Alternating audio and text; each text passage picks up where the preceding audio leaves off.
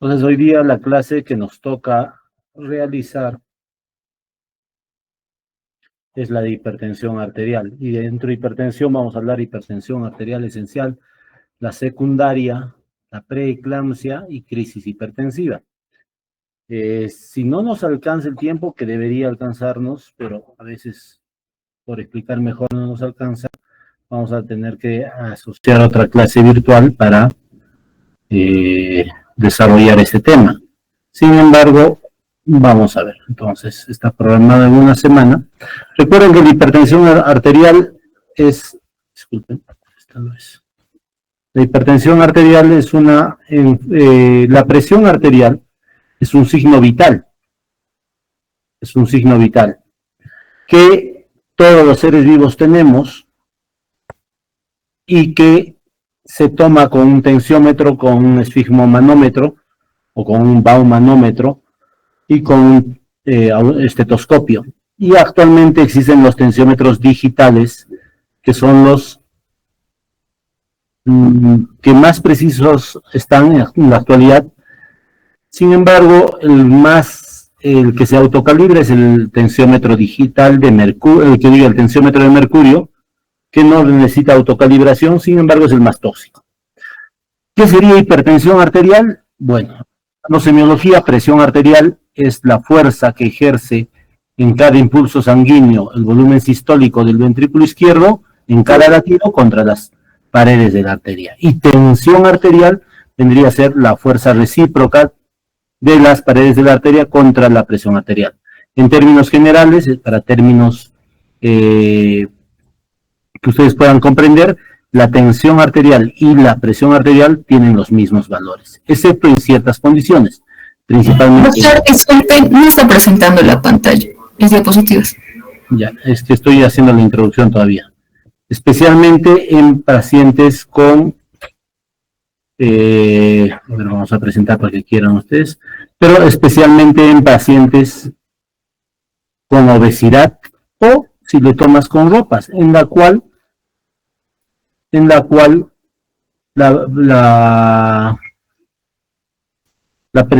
presión arterial puede ser mayor que la tensión arterial. Entonces, eso como introducción, ¿no? No se olviden que es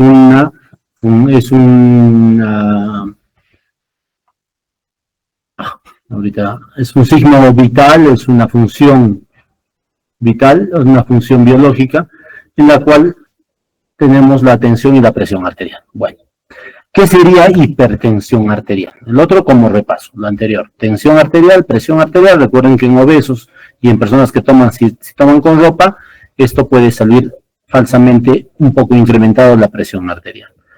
La hipertensión arterial sería el incremento de estos valores de presión arterial sobre los valores tipificados como normales.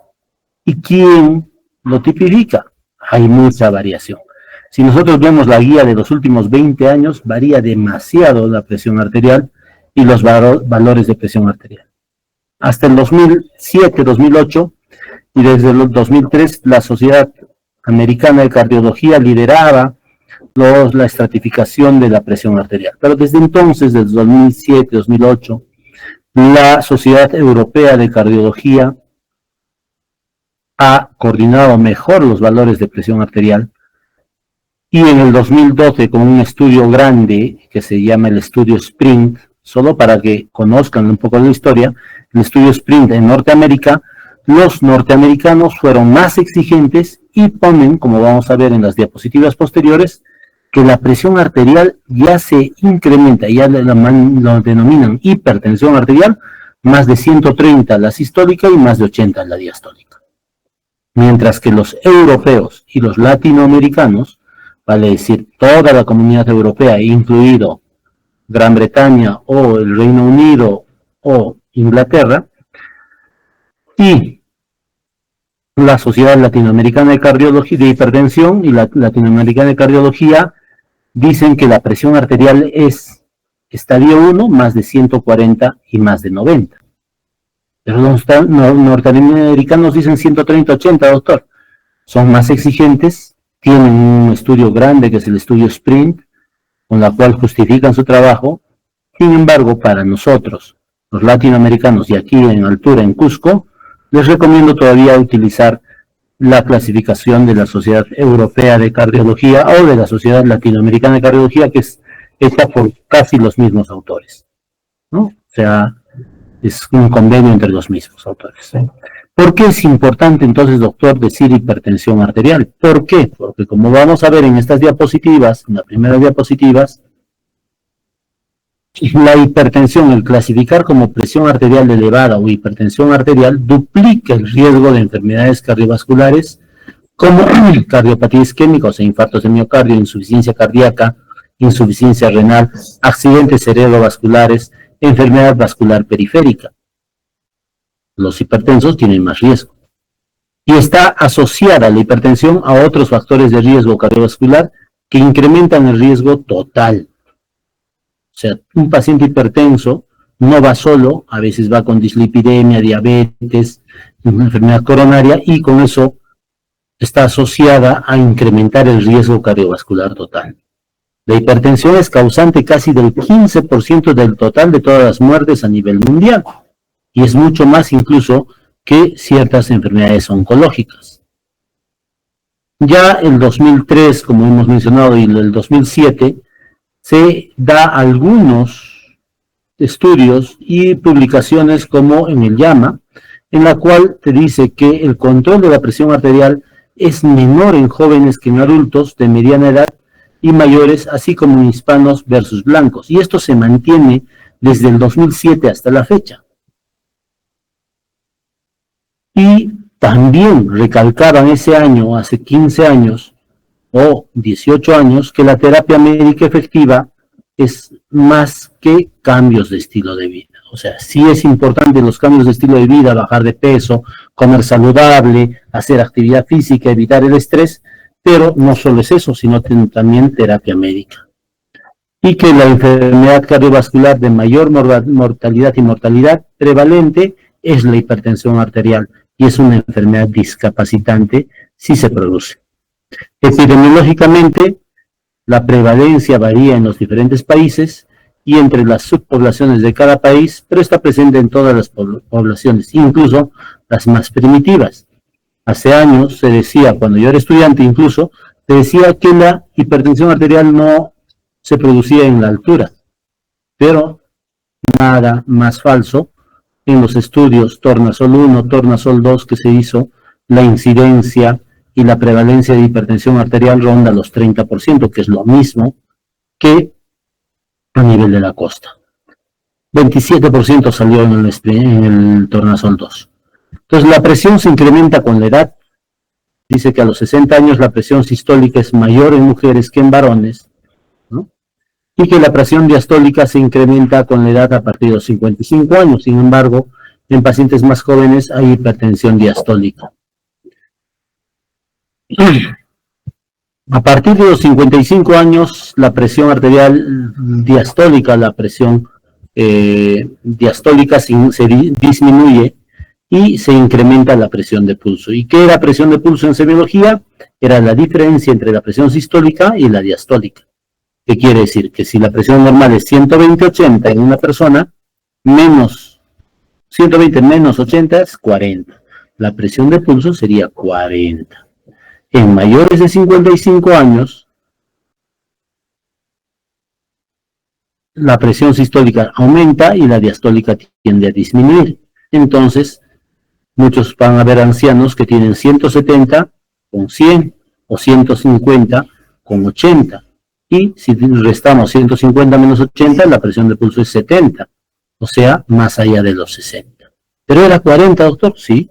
En mayores se varía. Entonces, miren cómo va la presión arterial sistólica y la diastólica, cómo se incrementa hasta los 50, 55 años y después tiende a disminuir, ¿no? Hasta los 80. Por eso que la presión de pulso acá se mantiene estable, pero a partir de los 55 años la presión de pulso, que es la presión sistólica menos la diastólica, se incrementa. Y lo mismo para mujeres. En países desarrollados se dice que un promedio de 30%, o sea, 56 millones son hipertensos, considerando la hipertensión más de 140 la sistólica y más de 90 la diastólica, 90 o más, 140 o más, o tomando una medicación antihipertensiva. Esta prevalencia se incrementa con la edad, o sea, cuanto más mayores seamos, más chance tenemos de hipertensión arterial en nuestra población. Cuanto más edad tenga, más presión arterial va a tener. 2/3 de la población mayor de 60 años, o sea, más del 60%, tiene hipertensión arterial. Y los norteamericanos, en la guía del 2003, hace 22 años, decían que el 90% de la población va a tener hipertensión arterial en algún momento de su vida, aunque a los 55 años tenga presión baja como 90-60. Entonces la prevalencia varía entre los 28 hasta los 30%, ¿no? Es mayor en la raza negra, mayor en la raza amarilla o en los orientales que en los latinos. Sin embargo, la edad de presentación se da en jóvenes y es más tardío en las mujeres que en los varones. Y miren cómo va variando los 26% en el ENEC, en el ENSA, en el ENSANUT, hasta el 2012, cómo se incrementa la hipertensión arterial.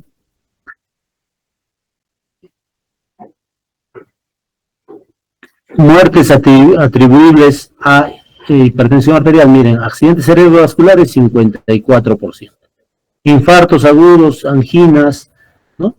47% de las muertes, enfermedad hipertensiva, 75% de las muertes atribuibles, y otras enfermedades cardiovasculares solo en un 25%.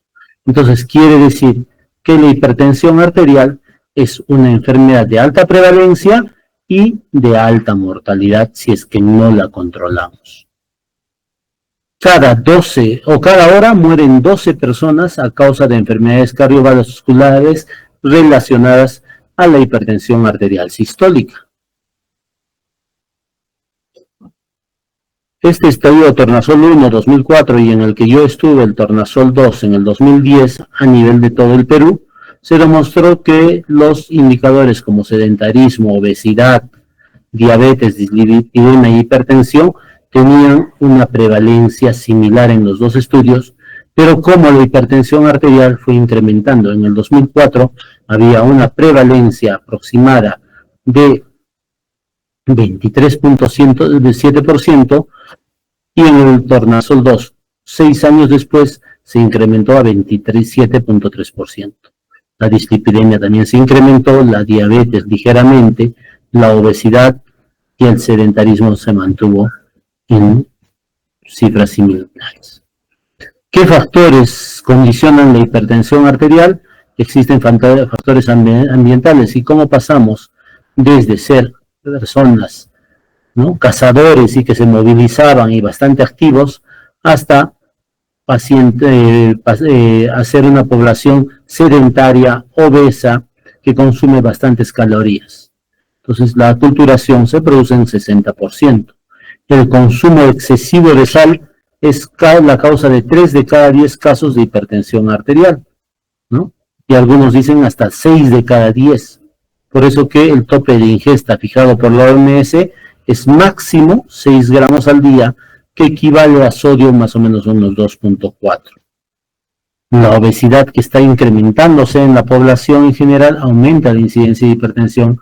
El sedentarismo, el alcoholismo, el tabaquismo y otros factores de riesgo es el bajo peso al nacer. Si cogemos a todas nuestras poblaciones con bajo peso al nacer o retardo de crecimiento intrauterino, ¿no?, vamos a ver que ellos, los que han nacido con menos de 3.000 gramos o 3 kilos, tienen más incidencia de tener enfermedades cardiovasculares y entre ellos hipertensión arterial que los que han nacido con un buen peso al nacer.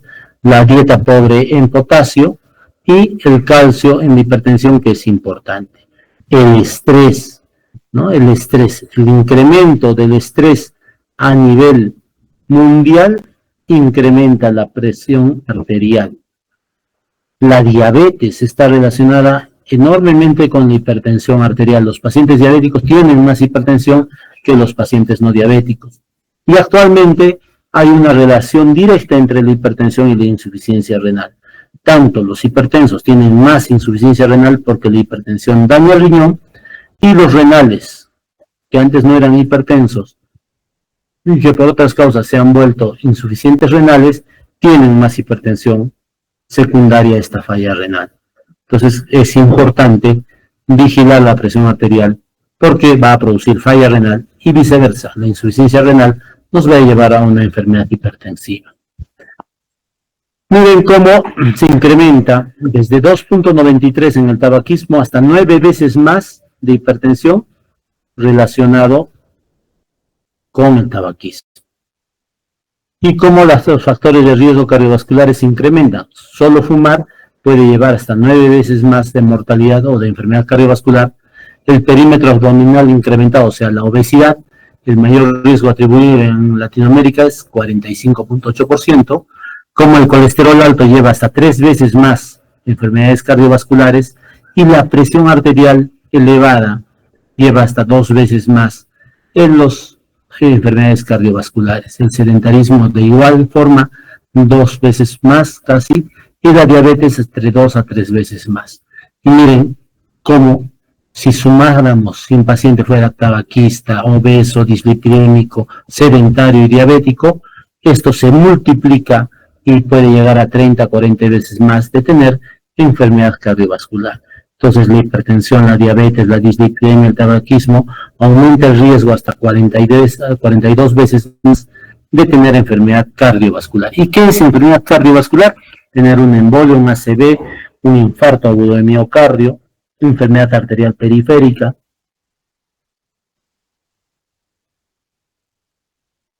Se ha hecho muchos estudios a nivel en la época de los 80, 90, 2000, para determinar las causas de hipertensión arterial. ¿Qué produce hipertensión arterial?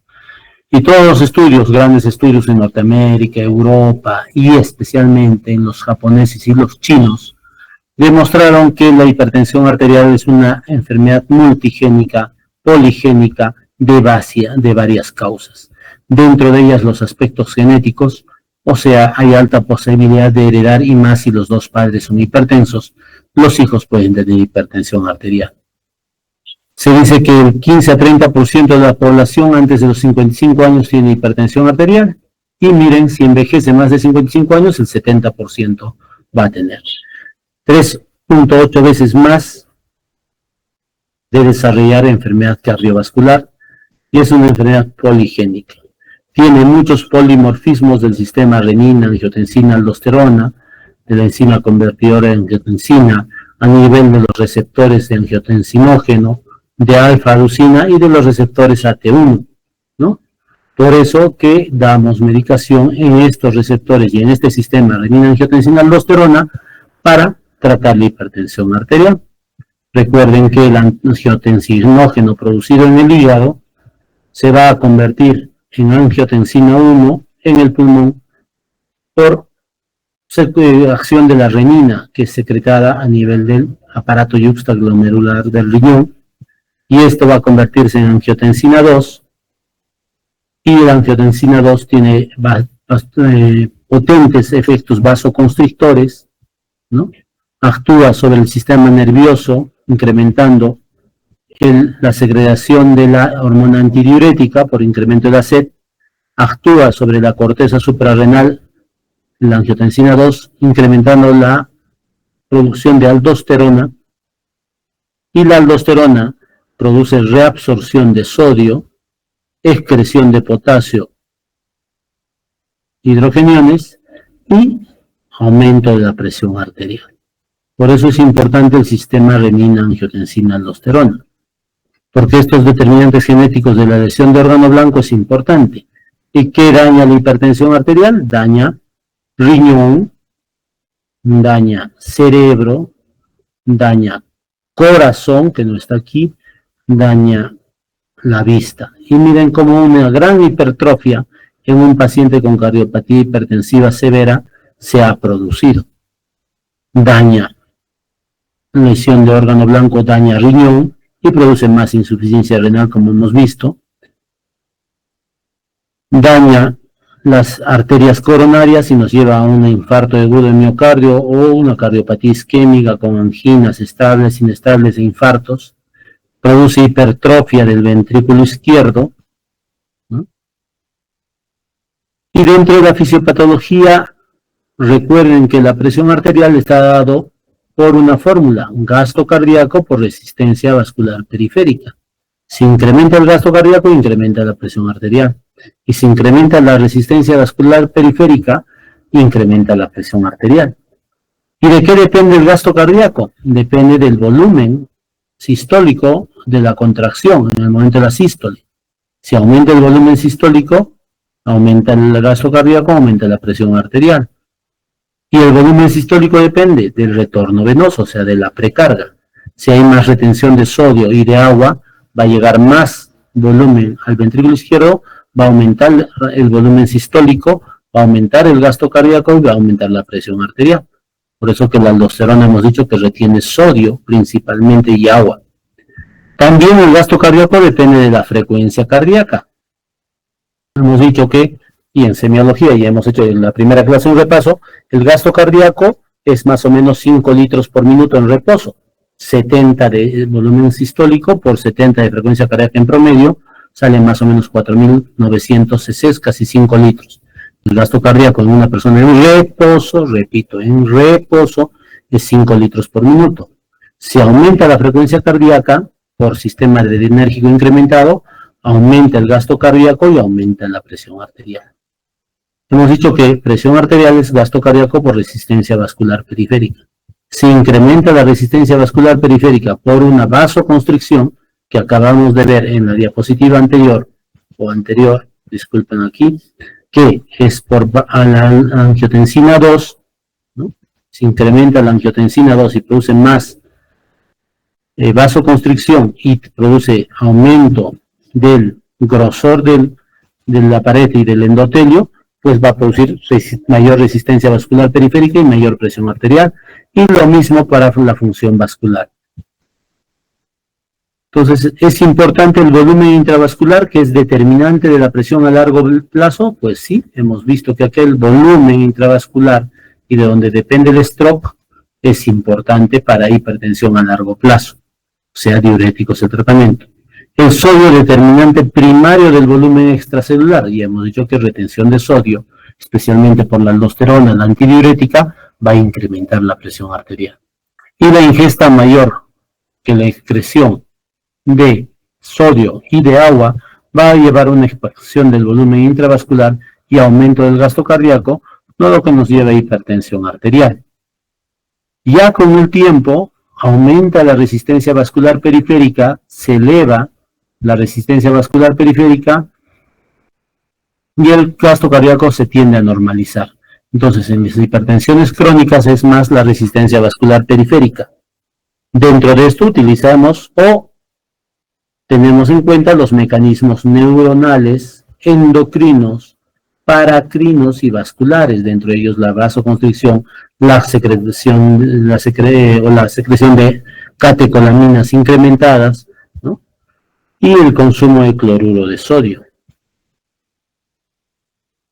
Y ahí actúa el fenómeno de la presión por natriuresis, por reabsorción de sodio, disminución de la filtración, ¿no? Y por las hormonas. Si tenemos una incapacidad de excretar sodio por los riñones y reabsorbemos sodio, pues esto se puede deber a una enfermedad renal intrínseca, aumento en la producción del mineralocorticoides, y esto lleva a mayor retención de sodio y de agua, aumento de la presión arterial, aumento de la actividad neural sobre el riñón, y no se olviden que el 80% de los pacientes con enfermedad renal crónica terminal, 80% de cada 10, 8 pacientes, o de cada 100, 80, tienen hipertensión arterial secundaria. También actúa no solo el sistema renina-angiotensina-aldosterona, sino el sistema nervioso simpático, ¿no? Y ¿Cómo actúa? Al aumentar el tono simpático y disminuir el tono parasimpático, pues se va a llevar a una alteración metabólica como resistencia a la insulina, dislipidemia, y esto nos lleva a diabetes, a aterosclerosis y a disfunción endotelial con un incremento del peso. Entonces el peso también lleva la obesidad también lleva es un factor importante para el desarrollo de hipertensión arterial. El aumento del tono simpático en un obeso y en un paciente con sobrepeso lleva a un efecto trófico, con aumento de las catecolaminas, con aumento de la actividad de la renina-angiotensina-aldosterona, con aumento de la insulina y con un aumento del estrés de cizallamiento, o shear stress, con mayor fuerza del volumen sistólico y de la lesión por este volumen sistólico de la pared arterial. Y esto va a llevar a un incremento de las células a nivel vascular, y eso se llama hipertrofia vascular. También va a llevar a una hipertrofia del ventrículo izquierdo, o sea, a una remodelación concéntrica del ventrículo izquierdo, y esto va a llevar a una disfunción endotelial, como hemos visto en esta diapositiva. Entonces, esta disfunción endotelial también lleva a aumento de la presión arterial. El aumento del tono simpático y en la disminución del parasimpático va a tener un efecto hemodinámico. Entonces ya hemos dicho metabólico, resistencia a la insulina, dislipidemia, trófico con engrosamiento, hipertrofia y disfunción endotelial, hemodinámico con aumento de la frecuencia cardíaca y de la presión arterial, y esto puede llevar a arritmias, a una capacidad de vasodilatación disminuida y a una isquemia tisular por una reserva de oxígeno disminuida. Y por último, también va a tener un efecto trombótico. ¿Por qué? Porque el volumen plasmático va a estar disminuido, el hematocrito va a estar incrementado, los efectos en la procoagulación y la actividad plaquetaria van a estar incrementados, y esto puede llevar a trombosis en parte distal. Entonces, miren, estos efectos del tono simpático y del sistema nervioso simpático son metabólicos, tróficos, hemodinámicos y trombóticos.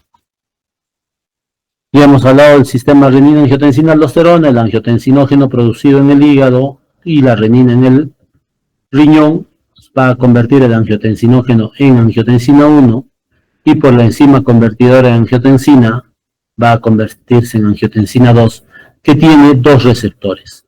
Los receptores AT1, que son los receptores más perjudiciales que producen vasoconstricción y todo lo demás que vamos a ver, y la secreción de aldosterona, que también es un potente, no solo vasoconstrictor, sino que retiene sodio y agua. Y por último, los receptores AT2, que son los más benéficos. Entonces, en el tratamiento de estos, podríamos bloquear el sistema renina-angiotensina-aldosterona en dos niveles. Uno, los inhibidores de enzima convertidora de angiotensina, los IECAS, aquí, captopril, enalapril, lisinopril, tandolapril. Por consiguiente, si bloqueamos esto, no va a haber conversión de angiotensina 1 en angiotensina 2, y la angiotensina 2, que va a estar disminuida, ya no va a tener los efectos en el receptor AT1. Pero alguien dijo, podemos actuar en otro nivel, y también actúa sobre los receptores AT1, y ahí están los antagonistas del aldosterona, de la angiotensina 2, ¿no? Entonces, los ARAS, antagonistas del receptor de angiotensina, pues actúan a este nivel, ¿no? Antagonistas del receptor de angiotensina e inhiben toda la vasoconstricción y la conversión a aldosterona. Pero recuerden que si bloqueamos este sistema, van a aumentar las bradykininas y no se van a convertir en péptidos inactivos, y eso va a aumentar la tos. Por eso que los IECAS producen tos. Entonces, la angiotensina 2, como hemos dicho, tiene sus receptores, esta angiotensina 2 tiene sus receptores a nivel de la corteza adrenal, los receptores AT1. Y en la corteza del riñón producen aldosterona, y esto produce reabsorción de agua en el túbulo distal, ¿no? Lo que mantiene o aumenta el líquido extracelular. A nivel del riñón directo, pues esa es la corteza suprarrenal, ¿no? A nivel del riñón, aumenta el túbulo renal, reabsorción de agua y sodio, la angiotensina 2, es vasoconstrictor a nivel intestinal también, y esto mantiene y incrementa el líquido extracelular.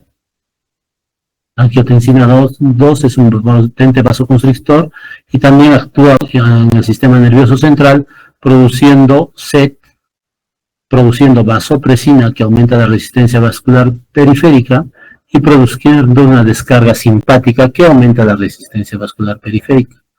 A nivel del sistema nervioso periférico también produce esta descarga simpática. A nivel de la médula adrenal o suprarrenal produce catecolaminas que producen más resistencias periféricas y más hipertensión. A nivel del músculo liso vascular produce vasoconstricción, hiperplasia e hipertrofia, como hemos visto. Y a nivel cardíaco, la hipertrofia y el aumento de la contractibilidad que aumenta el gasto cardíaco. Entonces, si aumenta el gasto cardíaco, aumenta resistencias periféricas y aumenta el volumen extracelular, pues todo esto va a llevar a mayor hipertensión arterial. Entonces, qué importante recordar todo esto, porque si damos un ARA, un bloqueador del sistema renina-angiotensina aldosterona, o un ARA antagonista receptor de angiotensina 2, pues vamos a bloquear todo este sistema y vamos a dar un tratamiento adecuado para la hipertensión arterial. Ya hemos dicho que en esta parte de las repercusiones de la hipertrofia y del aumento del tono simpático, que aumenta la resistencia a la insulina. Entonces, el incremento, del aumento de la resistencia a la insulina, ¿no? Por una hiperinsulinemia, por aumento de estas catecolaminas, por el aumento del sistema renina-angiotensina-aldosterona, va a llevar a una disminución de la actividad ATPasa del sodio e hidrogeniones, alcalosis intracelular, y esto va a llevar a un aumento de la sensibilidad a las catecolaminas y a la angiotensina 2 en sus receptores AT1, y esto va a aumentar la estimulación de pro-oncogenes o proto-oncogenes con acúmulo del LDL colesterol, o sea, va a producir más dislipidemia, como hemos visto antes en el cuadro metabólico. Y esto va a llevar a fibrosis endotelial, cardíaca, a hipertrofia, a aterosclerosis y a llevar a hipertensión arterial con una cardiopatía isquémica. La disminución de la actividad ATPasa, sodio-potasio, también va a llevar a un acúmulo de calcio intracelular, produce más sensibilidad a las catecolaminas, más acúmulo del LDL y protooncogenes, más fibrosis, hipertrofia, aterosclerosis y más hipertensión o cardiopatía isquémica. Y por otra parte también el acúmulo de calcio intracelular, más vasoconstricción y la disfunción o disminución de los vasodilatadores como la prostaglandina I y la prostaglandina E2 va a llevar a vasoconstricción y a más hipertensión arterial y más cardiopatía isquémica. La lesión endotelial, las alteraciones endoteliales van a producir, y a nivel de la plaqueta y del miocito, como hemos visto en las anteriores, la angiotensina 2, el sistema nervioso simpático y la endotelina 1 va a producir mayor inotropismo, mayor resistencias periféricas, mayor retención de sodio, agua y mayor hipertensión arterial. La disminución de los vasodilatadores como el óxido nítrico, el péptido natriurético y la prostaciclina, que son vasodilatadores, está disminuido, y entonces va a aumentar el inotropismo, las resistencias periféricas y la hipertensión arterial. Las lesiones endoteliales a nivel de la plaqueta y del miocito también producen factores de crecimiento derivados de plaquetas, de fibroblastos y de transformantes beta 1, y esto va a llevar a hipertrofia vascular y cardíaca, a esclerosis, a hiperplasia glomerular, y esto va a llevar a hipertensión arterial. Y la disminución del óxido nítrico, del heparán y del factor transformante de crecimiento beta, va a aumentar la hipertrofia, la esclerosis, la hiperplasia glomerular y llevar a hipertensión arterial. Pero doctor, todo lo que nos está diciendo que es tan complejo, ¿por qué es importante? Porque ahí de eso a fisiopatología podemos dar el tratamiento. Entonces, si hacemos un recuerdo, deberíamos dar algún medicamento que bloquee el sistema renina-angiotensina-aldosterona. Ahí tenemos los IECAs que actúan a nivel de la enzima convertidora de angiotensina y los ARAs, antagonistas receptor de angiotensina 2. El otro tratamiento sería diuréticos para disminuir el volumen. El otro tratamiento sería vasodilatadores, ya que hay tanta vasoconstricción, y de ahí salen la medicación, el tratamiento. Entonces, ¿va a haber un remodelado de las arterias? Sí, los vasos incrementan la resistencia, especialmente a nivel de las arterias pequeñas y arteriolas, ¿no? Y los vasos distensibles son las grandes arterias. Entonces, ahí está la aorta principalmente. Si hay un aumento de la masa y disminución de la luz de estas arterias de pequeñas y arteriolas, se va a incrementar la presión arterial. Y si hay una disminución de la distensibilidad de las grandes arterias por una hipertrofia o por un aumento del colágeno, esto nos va a llevar a incremento de la presión arterial. Si disminuye la luz de las pequeñas arterias, va a llevar isquemia y lesión por vasoconstricción, y la disminución de la distensibilidad y la hipertrofia celular con aumento del colágeno va a llevar a reducción de la elasticidad y de la distensibilidad, y esto nos va a llevar a una hipertensión. En la distensibilidad, una hipertensión sistólica, y en el aumento de la resistencia, una hipertensión arterial diastólica.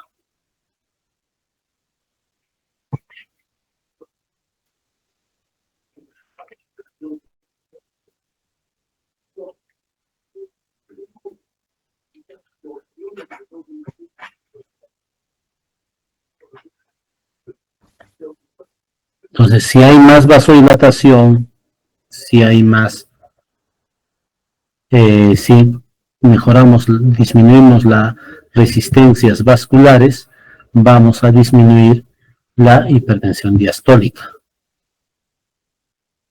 Y si disminuimos la hipertrofia y mejoramos la distensibilidad, va a disminuir la hipertensión sistólica.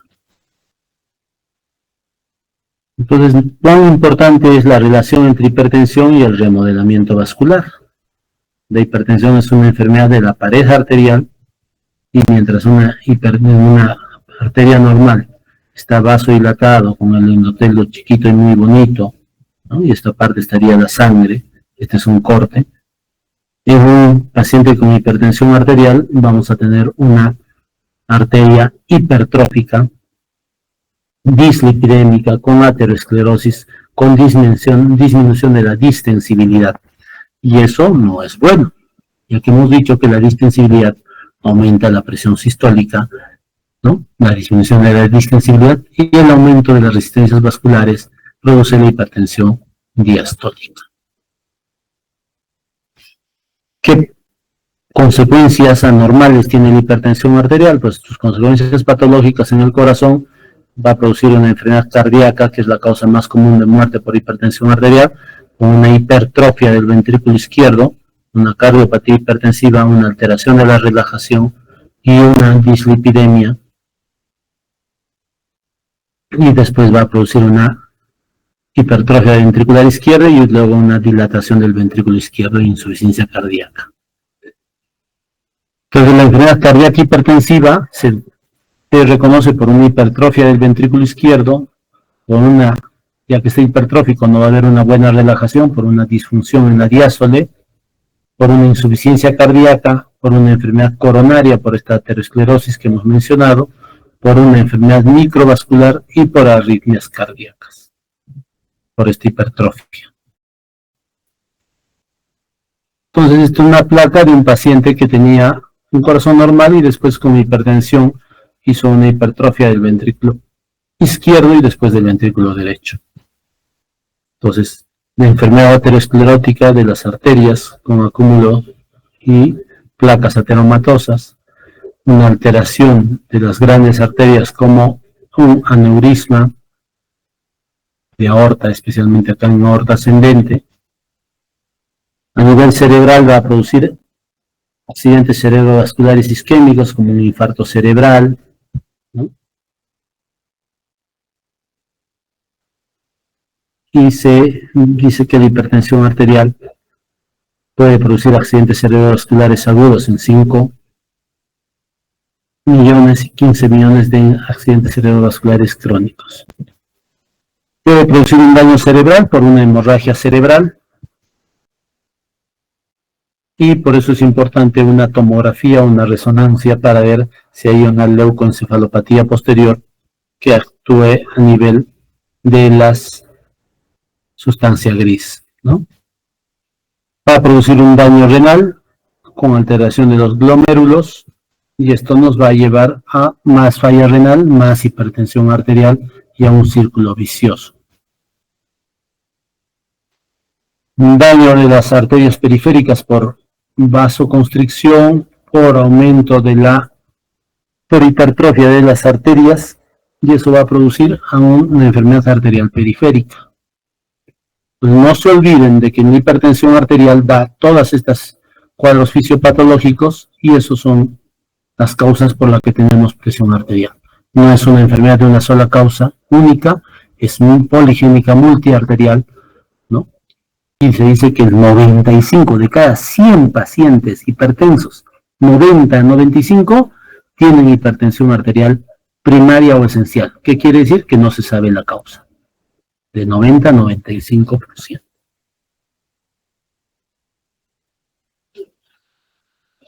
Por consiguiente, no existe una línea divisoria, ya lo decía Pickering, el año 2003-2002, que no existe una línea divisoria que separa la hipertensión de la normotensión.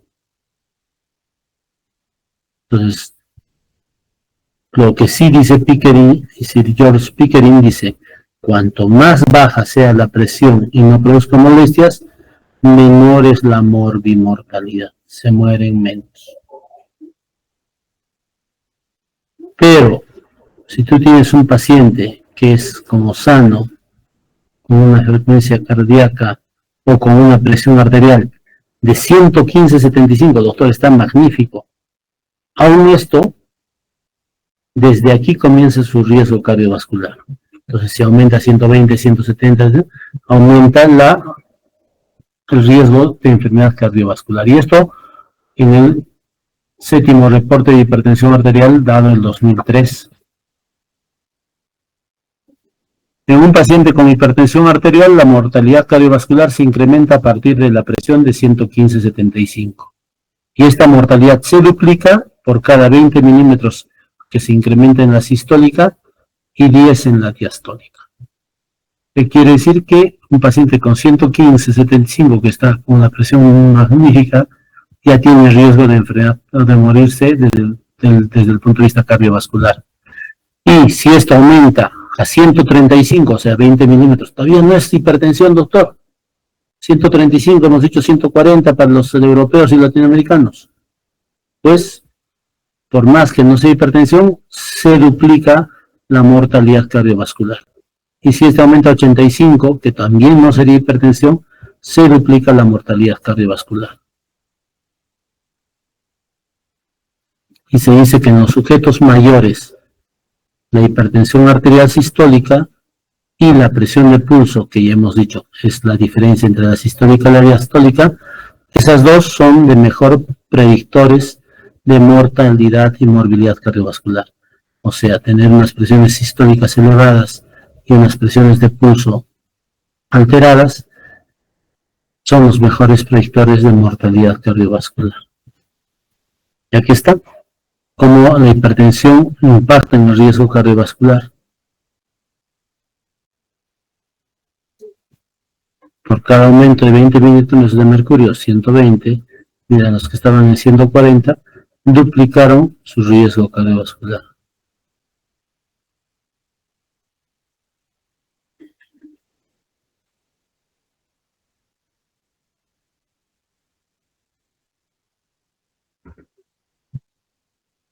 Los americanos dijeron en sus definiciones de las guías, una recomendación 1, que la hipertensión arterial o el incremento de la presión arterial debería ser categorizada como normal, elevada, estadio 1 o 2 de hipertensión, para ya dar el tratamiento adecuado. Y ahí hablaban, ¿no? Pero es la clasificación normal, menos de 120. La elevada, de 120 a 129, esto no ha cambiado. Incluso una guía de la Sociedad Americana de Cardiología en 2025 sigue sacando la nueva clasificación igual. Normal, menos de 120, menos de 80 la diastólica. Elevada, de 320 a 129 la sistólica y menos de 80 siempre la diastólica.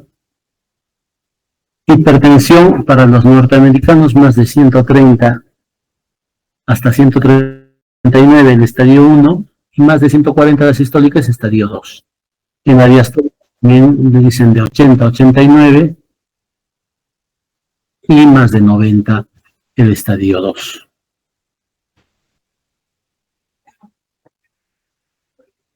Es más, hacen una comparación en las guías que corresponden a los valores tomados en domicilio, en el mapa, en el día, en la noche y las 24 horas. Y en el consultorio, ¿no? Lo ideal que las medidas sean menos de 120-80, porque si no ya es estadio 1, estadio 2, estadio 3. ¿Dónde se debería tomar la presión? Bueno, lo ideal es tomarse la presión en casa, en algunos casos hacer un monitoreo ambulatorio de la presión arterial, porque estos valores predicen mejor la lesión de órgano blanco. Hipertensión del mandil blanco también es importante medirlo, y la hipertensión enmascarada. Entonces, muchas veces uno toma la presión arterial en casa y sale baja, pero cuando llegan al consultorio y le tomamos la presión está alta. Entonces, ahí podemos sospechar de una hipertensión del mandil blanco. Si esto pasa con frecuencia, lo ideal sería hacerle un mapa, ponerle un aparato que por 24 horas que le tome la presión arterial y ahí nos va a decir que si realmente solo se sube la presión porque se pone nervioso el paciente, le llaman también hipertensión de la bata blanca, y que se incrementa en el consultorio, pero cuando está tranquilo en la casa, baja su presión arterial. El mapa también nos serviría en la hipertensión enmascarada. ¿Y qué es la hipertensión enmascarada? Es el aumento de la presión arterial en el consultorio, en nuestro consultorio, cuando lo tomamos la presión arterial, pero cuando te traen, que diga enmascarada, en nuestro consultorio está normal, pero cuando te traen los controles de la casa, en la casa están elevadas. Doctor, en la casa siempre sale 140, 150 la presión arterial. Vienen, le tomas ustedes y en el consultorio está 120, 80. Eso puede ser una hipertensión enmascarada. En estos casos también el mapa nos ayuda a desenmascarar esta hipertensión. Se dice que los pacientes que tienen presiones altas en el mapa durante todo el día en la casa tienen más daño de órgano blanco. Y esto era una clasificación que utilizan la Sociedad Europea de Cardiología. Miren, la presión óptima es los de 120, 80, la diastólica. La normal de 120 hasta 129. Para los norteamericanos eso ya es hipertensión normal o de presión arterial elevada. Y menos de 80, elevada. Para los europeos no, es normal de 80 a 84. Normal alta es de 130 a 139. Esto ya es hipertensión estadio 1 para los norteamericanos. Y aquí también, 85 a 89, ya más de 80 es estadio 1. Para nosotros, los latinoamericanos y los europeos, hipertensión comienza con más de 140 hasta 159 y la diastólica de 90 a 99. Estadio 2 de 160 a 179 y de 100 a 109 la diastólica. Y el estadio 3, más de 180 y 110 la diastólica. No se olviden de la hipertensión sistólica aislada, que es la sistólica más de 140, pero a menos de 90.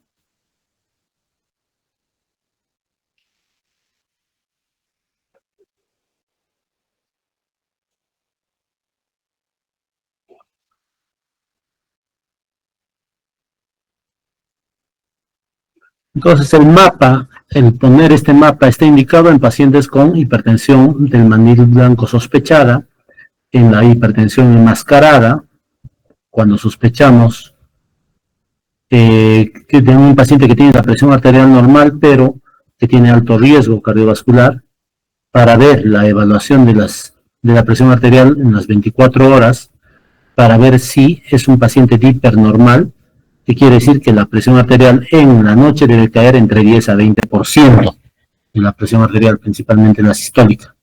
Los no hiper no caen en ese, y los hiper caen mucho más abajo.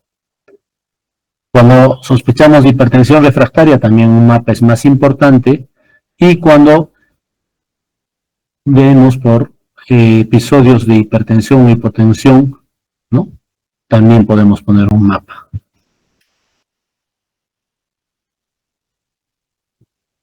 Pero hay otra forma, también la monitorización en casa, ¿no? Entonces todo lo que hemos dicho ya está aquí escrito.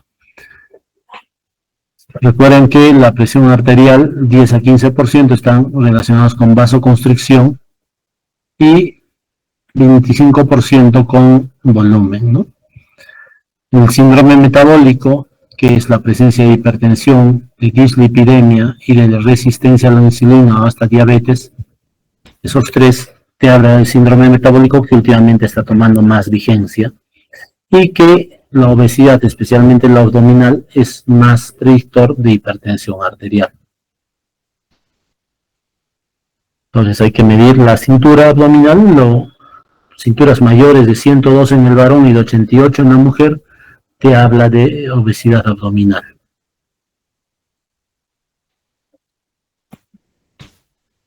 ¿Qué debemos hacer con nuestros pacientes con esta enfermedad o con esta sospecha de hipertensión arterial? Pues debemos evaluar con una buena historia clínica, una buena toma de la presión arterial, confirmar la hipertensión arterial, buscar en la historia clínica los antecedentes y factores de riesgo cardiovasculares, buscar causas de hipertensión secundaria, principalmente la renal, pero vamos a ver que existen otras más, buscar lesión de órgano blanco o consecuencias de la hipertensión como hipertrofia del ventrículo izquierdo, como lesión renal, como encefalopatía hipertensiva, como lesión a nivel ocular, un fondo de ojo, buscar comorbilidades, si son diabéticos, si son coronarios u otras enfermedades, y ver los estilos de vida asociados a hipertensión. Si el paciente hace actividad física, si consume sodio, sal, si consume bebidas alcohólicas, si fuma, si hace poco ejercicio, si es sedentario, todo eso tenemos que buscar.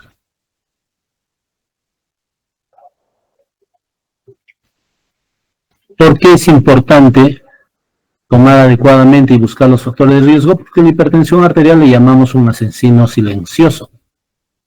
Los síntomas son muy inespecíficos y muchas veces no se tienen síntomas. Pero cuando se tienen, pueden ser floridos como cefaleas globales, tanto frontal, occipital o global, como tinnitus, mareos, acúfenos o zumbido de oídos, como palpitaciones, como hemorragias subconjuntivales, como alteraciones visuales, como disfunción eréctil. ¿Y qué exámenes auxiliares debemos solicitar? Los de rutina.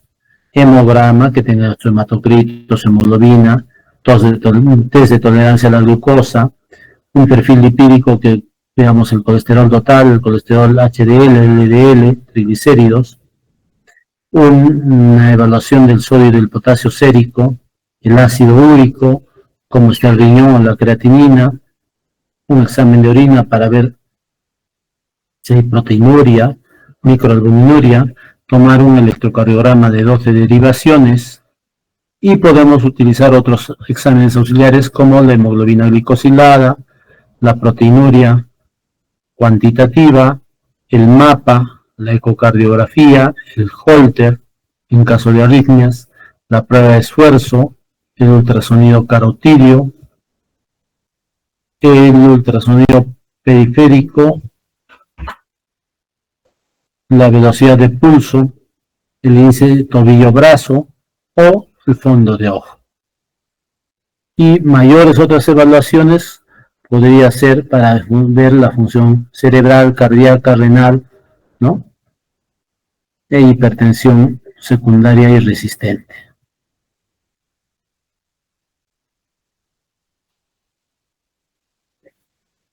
Entonces, ¿cuáles son las preguntas que debemos respondernos en adultos con hipertensión? ¿El inicio de la terapia mejora el resultado de la salud de la población? Y hemos dicho que sí, cuanto más antes iniciemos el tratamiento de la hipertensión y bajemos la presión, va a ser mejor el pronóstico del paciente.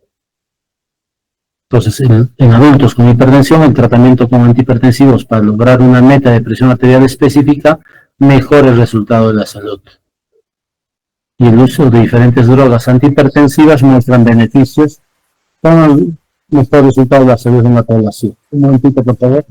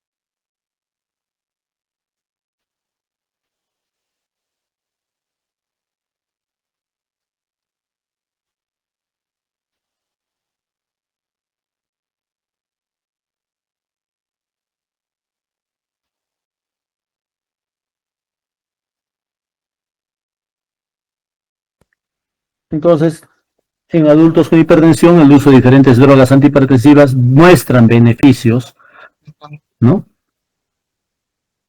Comparado con los daños en el resultado de la salud de la población.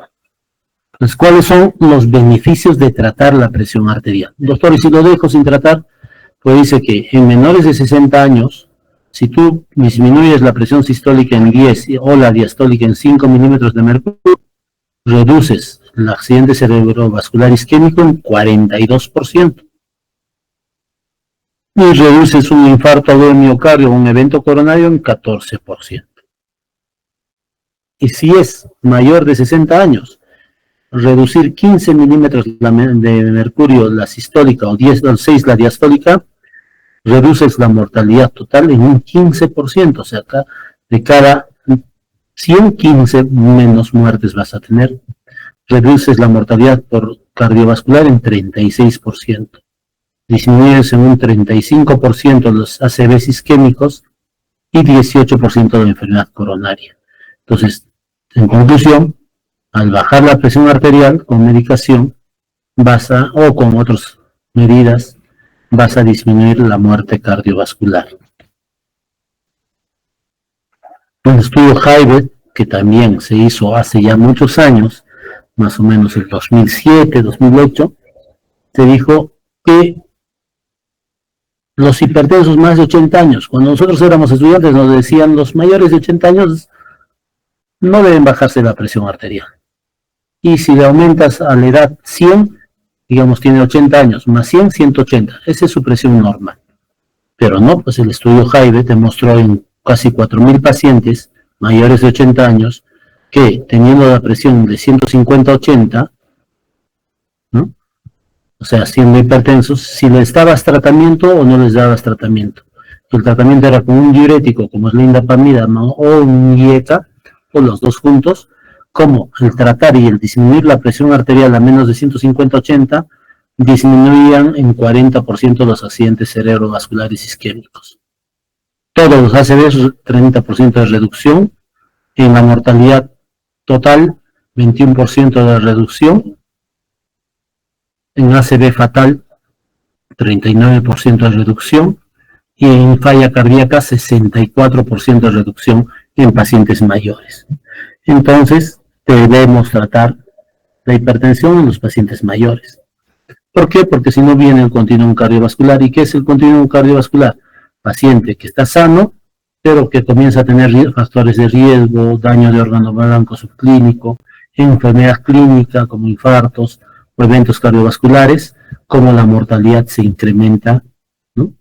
Mayor mortalidad. Y si disminuimos esto, mejoramos el riesgo cardiovascular con un beneficio de tratamiento en menos 25%. Entonces, se debe dar el tratamiento cuanto antes, más temprano de la hipertensión arterial para evitar su evolución natural antes de que se desarrolle daño de órgano blanco o cuando el subclínico está presente. Entonces, cuanto más antes y más temprano des el tratamiento antihipertensivo, es mejor. ¿Qué es lo que debo dar, doctor? Cambios de estilo de vida, perder peso, dieta saludable, baja de sodio, suplemento de potasios en la dieta, incrementar la actividad física, disminuir el consumo de bebidas alcohólicas, ¿no? Y todo como bajar de peso, reducir el consumo de sodio, aumentar el potasio, hacer actividad física, como baja la presión arterial en varios milímetros de mercurio. Siempre debemos hacer una estratificación del riesgo cardiovascular, ¿no? A 10 años con diferentes scores.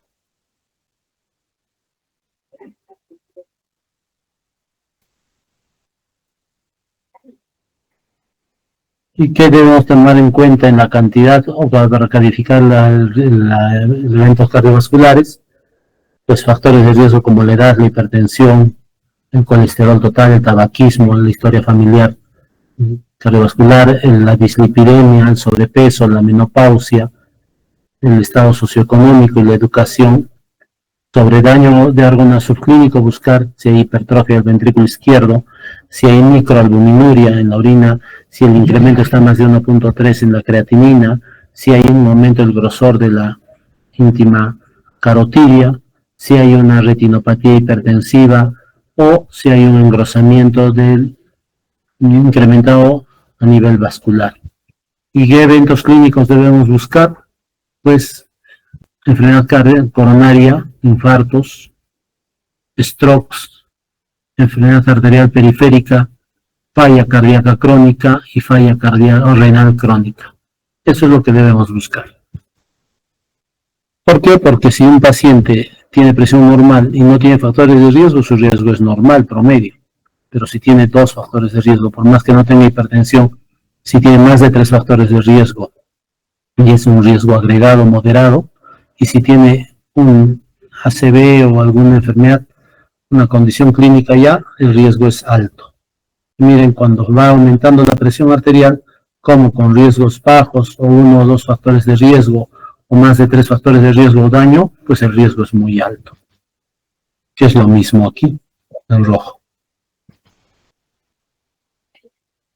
Entonces lo importante es estratificar y diagnosticar la hipertensión arterial, cambios de estilo de vida, bajar la presión arterial, y principalmente cuando el riesgo cardiovascular es alto, iniciar con antihipertensivos, especialmente en los que tienen estadio 1 con moderado o alto riesgo. En pacientes mayores, pues el tratamiento medicamentoso debe ser si la presión pasa de 160 milímetros de mercurio.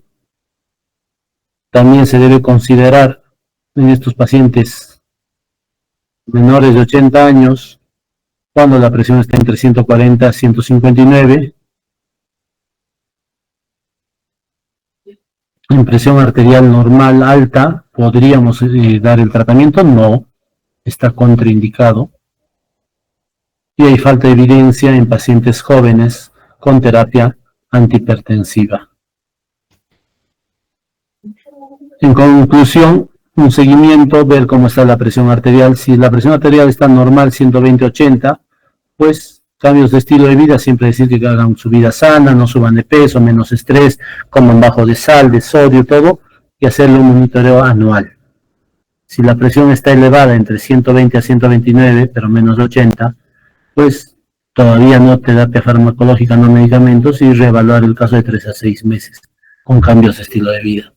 Para los norteamericanos, hipertensión estadio 1, más de 130 o más de 80, la diastólica, si tiene enfermedad de órgano blanco o enfermedad clínica cardiovascular, o si tiene un riesgo incrementado de 10 a 20% en un paciente que le sometes a una estratificación de riesgo, pues si tiene, hay que dar medicación para bajar la presión arterial y cambios de estilo de vida y reevaluarlo en un mes. Si llegaste a la meta, pues continúas evaluándole cada 3 a 6 meses. Si no llegas a la meta, hay que optimizar el tratamiento y reevaluarlo en un mes más.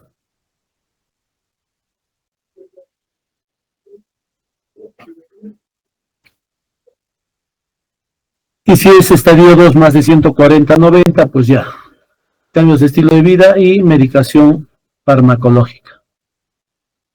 Igual, reevaluarlo en un mes y a los 3 a 6 meses si está controlado. No se olviden que deben bajar la presión arterial, pero no se olviden de la curva J. Bajar el riesgo en un paciente mayor de 70 años, menos de 110 milímetros de mercurio, la sistólica aumenta el riesgo de muerte cardiovascular, y menos de 60 la diastólica. ¿Por qué? Porque si tienen estas presiones bajas, hay poca perfusión coronaria, que se produce más en la diástole, mayor presión de pulso y más riesgo cardiovascular.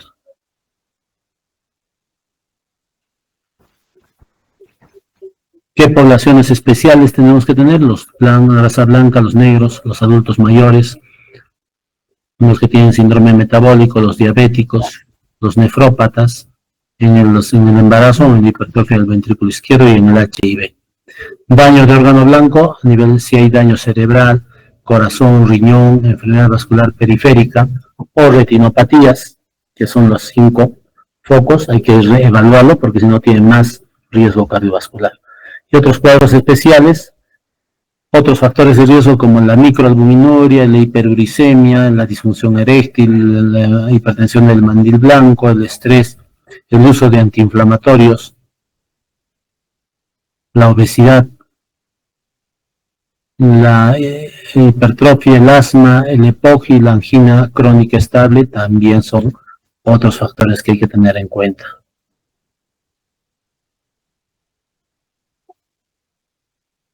En esta tabla lo que podemos ver es si hay pacientes asintomáticos con hipertrofia o aterosclerosis o falla renal o microalbuminuria, su tratamiento está acá. Y en la mayoría, como ustedes se pueden dar cuenta, salvo en la aterosclerosis asintomática, está los IECAS o los ARAS, ¿no?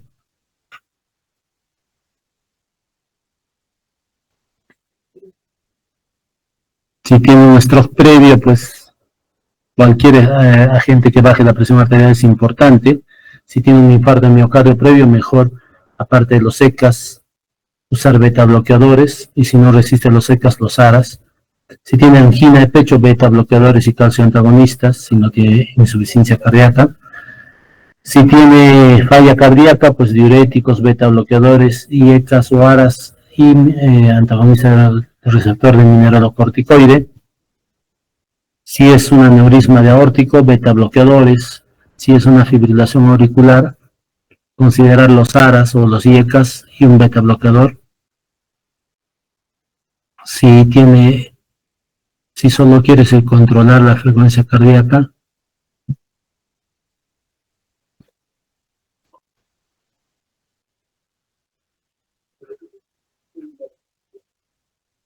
si tenemos un paciente con proteinuria, pues IECAS y ARAS son lo mejor. Si tiene enfermedad arterial periférica, los IECAS y los calcioantagonistas van mejor. Y hay otras patologías más como la diabetes, el embarazo, la raza negra, ¿no? En la raza negra lo que podríamos decir que va mejor si le vas a dar diuréticos y calcioantagonistas que los IECAS o ARAS. Y si tienes IECAS o ARAS no quieres dar otra cosa, pues tienes que asociar con diuréticos. Lo que siempre se ha discutido, ¿debemos dar una terapia combinada o no? Sí, terapia combinada, y ahora, ¿qué quiere decir? 2 medicamentos o 3 medicamentos en una sola pastilla, es importante porque utilizas dosis bajas de cada droga, tienen menos efectos adversos, mejora el cumplimiento con una sola pastilla al día y se logra el objetivo más rápido que es reducir la presión arterial. Lo importante es evitar estar probando diferentes drogas como monoterapia, o sea, con una sola pastillita, solo los sartán todas las veces, aumentar, no. Para todos con elevaciones de más de 10 milímetros de la sistólica y 10 la diastólica, por encima de lo normal, digamos que es 120, pues más de 140, y este es 75, pues más de 80. La terapia combinada va mejor, ¿no? Y para pacientes con múltiples factores de riesgo, daño de órgano blanco o diabetes, mejor es dar terapia combinada. Y miren todos estos estudios desde el CIS, el Stop, el LIFE, el INVEST, el COMBINES, el OIHAT y el ASCOT, se vio que la terapia combinada para alcanzar sus metas se lograban con porcentajes bien altos. ¿Cuál es la meta y cuál es la presión? Pues hasta la actualidad solo memoricen 130-80. La meta en la mayoría de los pacientes es bajar a menos de 130-80 la presión arterial, que no tenga más. Y en población general que no es de raza negra, incluyendo los diabéticos, el tratamiento antihipertensivo debe incluir un antidiurético tiazídico, un bloqueador de canal de calcio como calcio antagonistas, amlodipino, ¿no? Y un IECA o un ARA. Si tiene falla cardíaca, puedes asociar un diurético tipo tiazidas. Y los beta bloqueadores no son de tratamiento inicial, salvo que tengan una condición, como los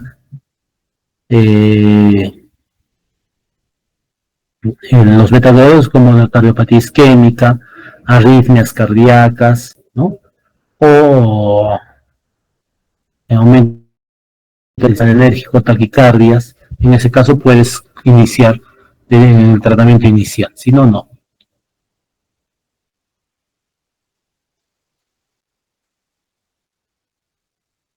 Y en la raza negra, como hemos dicho, pues mejor iniciar con un diurético y un bloqueador del canal de calcio, ¿no? Amlodipino, un hidroclorotiazida. Si le vas a dar IECAS o ARAS, asóciale un diurético.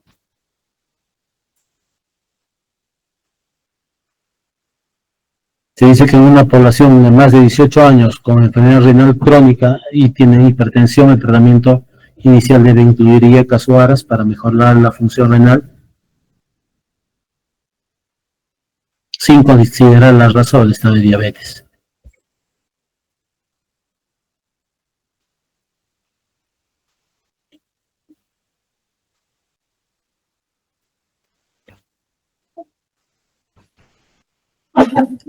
Entonces, ¿cuál es el objetivo principal del tratamiento? Lograr y mantener la meta de la presión arterial menos de 130-80, y si la meta no se logra en un mes de tratamiento, incrementar la dosis de la droga inicial y así adicionar la segunda droga. Esto era cuando las guías anteriores. Actualmente se dice que debemos comenzar con 2 tratamientos antihipertensivos.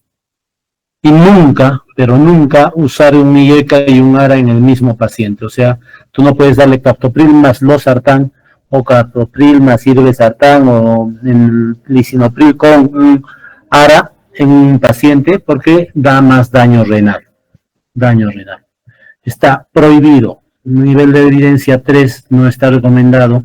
Recomendación A, que el uso simultáneo de IECAS y ARAS es potencialmente perjudicial y no está recomendado para el tratamiento de adultos con hipertensión arterial. No se olviden que las drogas, hay varias estrategias, ¿no? Comenzar con una droga y llegar a dosis máxima y luego aumentar una segunda droga, esto era lo antiguo, ¿no? Y después comenzar con una droga y luego aumentar una segunda droga, pues también era lo antiguo. Actualmente se recomienda usar con 2 medicamentos. ¿Cuáles son los diuréticos tiazídicos? Ahí está un grupo importante. Los antagonistas del receptor beta bloqueadores, los calcio antagonistas, los IECAs y los beta bloqueadores, ¿no? Los receptores de angiotensina que están, que podríamos juntar en una sola terapia. Entonces, miren, tú puedes juntar beta ARAs, antagonistas receptor de angiotensina, con diuréticos, si se puede. Se puede con un ARA con un calcio antagonista, si se puede. Un tiacídico, hidroclorotiazida con calcio antagonista, si se puede. Un tiacídico con un IECA, si se puede. Un IECA con un calcio antagonista, también se puede. Pero no se debe nunca, y está en rojo, juntar un IECA con un ARA. Y ahí tenemos otros antihipertensivos y los beta bloqueadores como de segunda línea y en funciones especiales. Entre los tratamientos más utilizados para la hipertensión son los diuréticos, hidroclorotiazida en la cabeza, lortalidona y otros, los bloqueadores del receptor AT1 de angiotensina 2 o los IECAs, que son el otro grupo, los calcio antagonistas, que se puede juntar con cualquiera de estos dos, y los beta bloqueadores. Entonces, nuestra primera medicación debe usarse una combinación, ya sea un diurético con un calcio antagonista, o un diurético con un IECA, o un diurético con un ARA, ¿no? O un calcio antagonista con IECA o un ARA. Pero la iniciación de la terapia debe incluir estos medicamentos de primera línea. Miren cómo ha evolucionado el desarrollo de la hipertensión desde los años 40, hasta que poco a poco han aumentado los IECAs y en el año 2000 los bloqueadores de receptor de angiotensina 1. El algoritmo simplificado de hipertensivo usando terapia combinada fijas a dosis bajas es superior a las recomendaciones de las guías actuales de hipertensión arterial. Entonces, lo primero, hacer una prevención primordial, ¿no? Y segundo, un tratamiento adecuado. Ahí tenemos 5 minutos de descanso para continuar con hipertensión secundaria